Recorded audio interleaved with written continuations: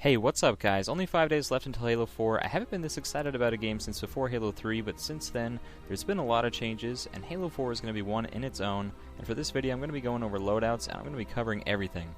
For those of you who don't know, you custom design your loadouts in Halo 4, and then no matter what game you play in war games, you choose one of your own loadouts. They're a collection of features that will be accessible by your in-game character. You pick a primary gun, secondary, a grenade type, an armor ability, a tactical package, and a support upgrade. There's a bunch of new stuff, so make sure you keep up. My last video already covered primary weapons and went over all kinds of rare details, so click on the center of your screen to check it out. And I haven't heard anything about secondary weapons, not much to say though. First is the Magnum, which is inaccurate with some kickback and a really low ammo cap, but I think it's a 6-shot, which should make it pretty bad, but for a secondary, as long as you take your time, it should get kills for you when you have to use it.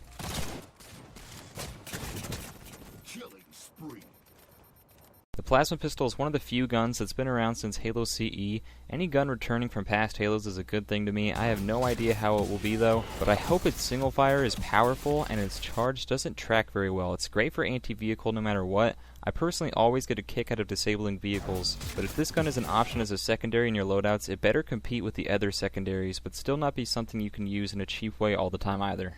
Then we got the brand new Promethean Pistol, which is my style all the way. It's said to shoot as fast as you pull the trigger, so for trigger-happy players out there, this gun should be your buddy. It's still a secondary weapon, so it won't be as efficient as primary guns, but it does have a charge like the Plasma Pistol does, except instead of a tracking EMP type effect, it's similar to letting off one shotgun blast. When you charge it, you can let go after 2 seconds, and after 4 seconds, it'll fire without command, so make sure you charge it up wisely. Picking your grenade type is a surprise. We got the old frag and plasma, but the plasma has always outdone the frag.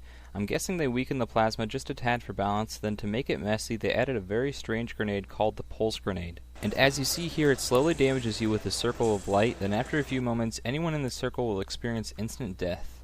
Armor abilities have returned, but I was hoping equipment would return from Halo 3, but I'm going to have to deal with armor abilities, but they really seem like they did a good job balancing them in this game and making them very interesting, and you should see why in this video, and I'm actually excited for armor abilities, despite their craziness in Halo Reach.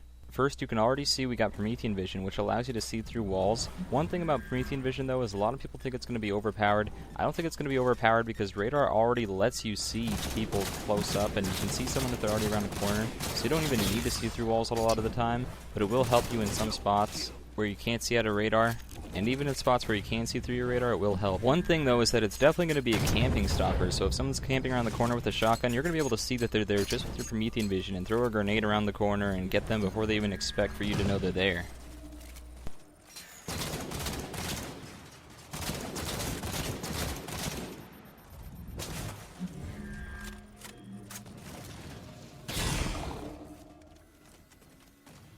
Next up we got the Thruster Pack, and this is going to be my favorite ability from what we've seen so far. It functions almost just like Evade from Halo Reach, except for you can only use it once, and it shoots you in a third person, which is kind of a disadvantage because you can't just keep your balance on where you're aiming and what's going on in front of you. But that's not going to take away from it too much. It is a pretty cool effect, and I expect it to feel pretty awesome when I'm using it. It gives you that short burst of speed that you need in order to beat people down more often and more easily, and I think that it's really going to be the armor ability that caters to the close cornered type players. Next up we got Hologram, and this really sucked in Halo Reach because it competed with such good armor abilities, but in this game, the other armor abilities aren't overpowered, and this might actually be really useful in a lot of situations. It counters Promethean Vision because you can just throw it out, and they'll think that your hologram is someone through the wall, and it'll disorientate them pretty good. So for the first few weeks, I expect Hologram to be pretty dang useful, and people not to be used to it yet, even though it was in Halo Reach, and it might even be good later on in the game, but we'll just have to wait and see.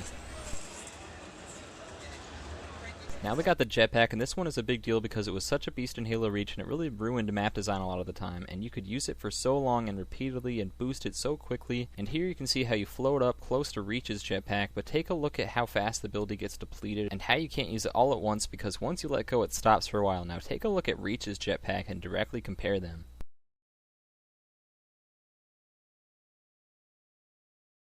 I counted half the length of both games' abilities for how long you can use them, and the Halo 4 Jetpack should take a mere 1.35 seconds to use up half the entire ability, while in Reach it took about 2.15 seconds for half, and this difference is huge. Next up we got the Hardlight Shield, and you can say it's a replacement for the Armor Lock from Halo Reach, but the Hardlight Shield's not going to be nearly as good as the Armor Lock was. It was crazy overpowered in Halo Reach, and now the Hardlight Shield's not going to be that powerful, but it's still going to have its uses for making sure you don't get hit at longer range. But you can beat down right through this sucker, so I wouldn't recommend using it too close up, but if you're about this range, then it should be really good. But if they have a frag and they know how to throw it, then you're probably in trouble.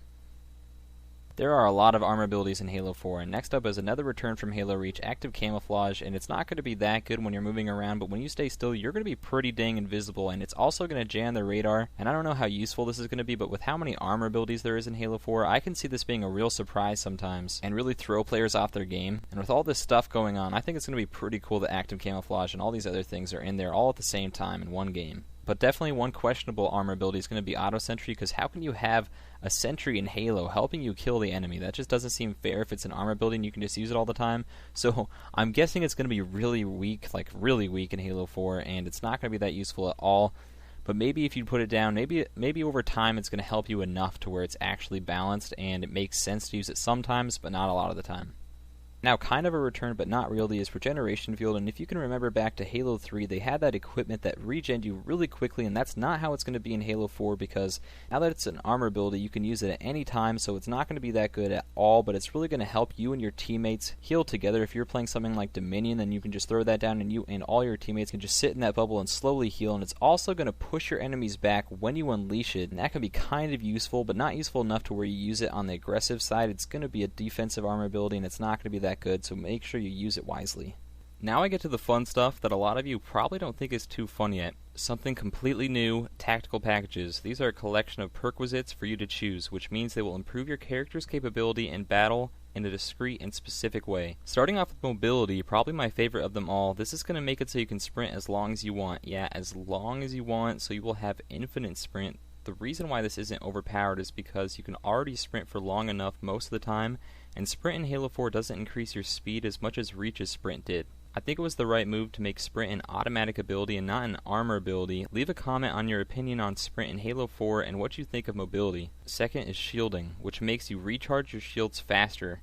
But before you freak out on how sick and game-ruining this is, it doesn't take a shorter amount of time for your shields to start recharging. It only makes it so when your shields do start recharging, they start recharging much faster. I counted the frames on shield recharging speed, and it should take 2.8 seconds to go from no shields to full shields without shielding.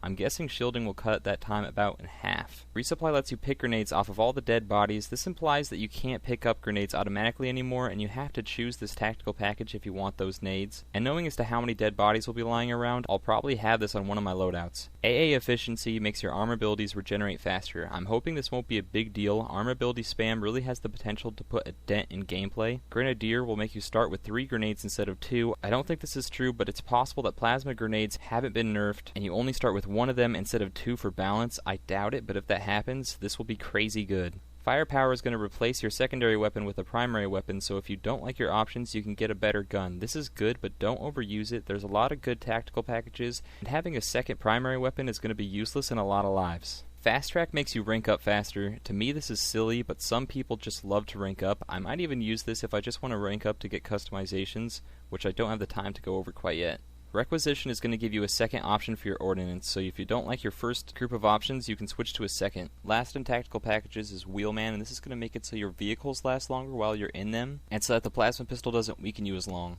Now moving on to support upgrades, these are just like tactical packages, but a little worse with different options. Dexterity makes you reload and swap weapons faster.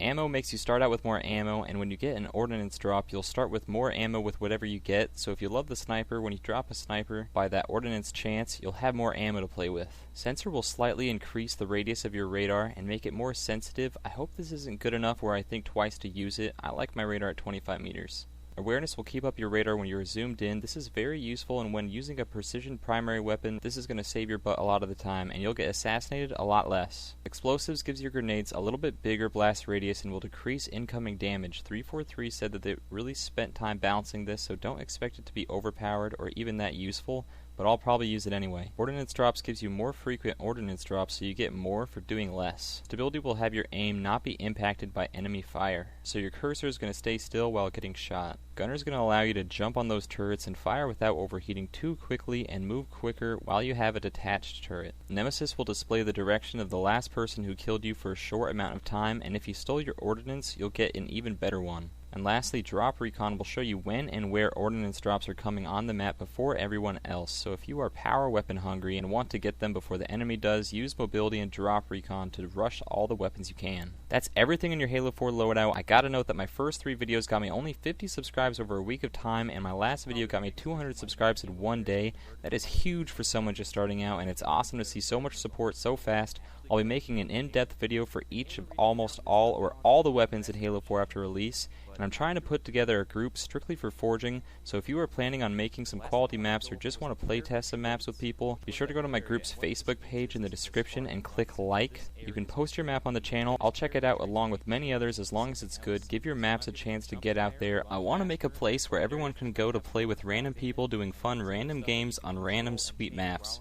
That's it for this video, guys. Thanks for watching. Make sure you check out my last video and my other videos that I have, and I'll be sure to make different and better videos. Peace.